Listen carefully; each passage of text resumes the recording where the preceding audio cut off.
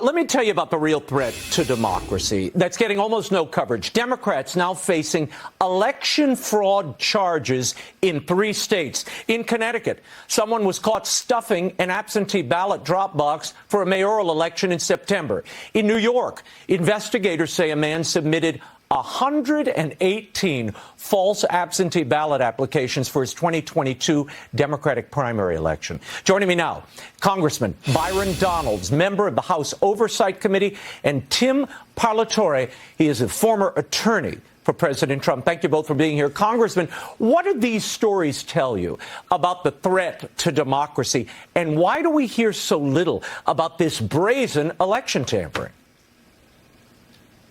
Well, first, the stories tell me it confirms what we already know. It's what Democrats do before every election. Before every election, they go into court and they sue constantly, trying to get weakening of election laws or just complete removal of election procedures on many different areas. This is what happened before the 2020 election. They were in court everywhere trying to get things like these drop boxes in every municipality in the country, saying that it was too hard to vote because of COVID-19. People needed to drop it in a receptacle outside the building. That was a joke and a lie. It is not needed. But they do this every single time because they want to weaken the infrastructure of voting. They want to weaken the controls around voting. They want to make it easy for these outside groups to drop ballots all over the place and to subvert the will of the voters who actually take their time to do their work. These outside groups need to go. These ballot harvesting operations need to go. But this is part and parcel of what the Democrats do.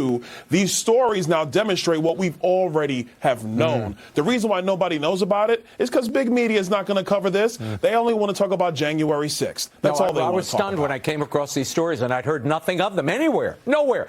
Tim, even CNN's legal analyst knows how silly this main ballot situation is, trying to strip Trump from the ballot. Watch this. If you look at the hearing, and she details this in the ruling, they heard from one fact witness, a law professor.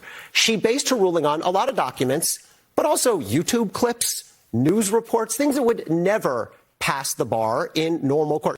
Tim, is there any legal justification for removing Trump from the ballot and invoking the 14th Amendment to do so? I mean, does it even apply? I read the 14th Amendment today. His office, the presidency, doesn't seem to be stipulated there when they mention Congress people and senators. Those offices are explicated, not the president. Well, I mean, I think that this is something that Congress has already codified. You know, it's in Title 18 U.S. Code. For a criminal code section on insurrection. It's defined. It has a sentence up to 10 years in prison and permanently being barred from holding public office. That is the proper procedure. You have to indict somebody, you have to try them and convict them, and that's how you remove them from the ballot. And what's important to remember here is that multiple grand juries sitting in Washington, D.C., hearing the direct evidence, not just some law professor, they've all declined to bring this charge.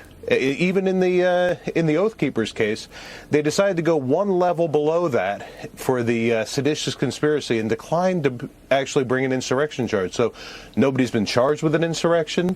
Nobody's been convicted of an insurrection. So saying that somebody participated in it and removing them from the ballot really does go against the rule of law. Yeah. An attorney wrote in Maine today, none of what has transpired or is upcoming is anti-democratic in our system of constitutional government or unlawful interference with the election or the right to vote. This is the process by which the rule of law is actualized in our system of government. Congressman, very quickly, how is taking off, removing a leading candidate from a major political party not anti-democratic? It's very anti-democratic. Anybody that says otherwise is a fool and is lying to the American people. I want to talk to Democrat voters for a moment. You rank and file Democrat voters, you work hard, you live life, you're not really political. You have people in your party who are radicals, who are anti-democratic. They don't believe in the will of the people. They don't believe in votes in the ballot box, legitimate ones. They don't even believe in the rule of law and actually following the rule of law. They only care about their agenda. You got to stop voting for these people because they are the ones who are destroying America's republic. They are the ones who are threats to our democracy. Congressman Tim, thank you. We will leave it there. Happy New Year.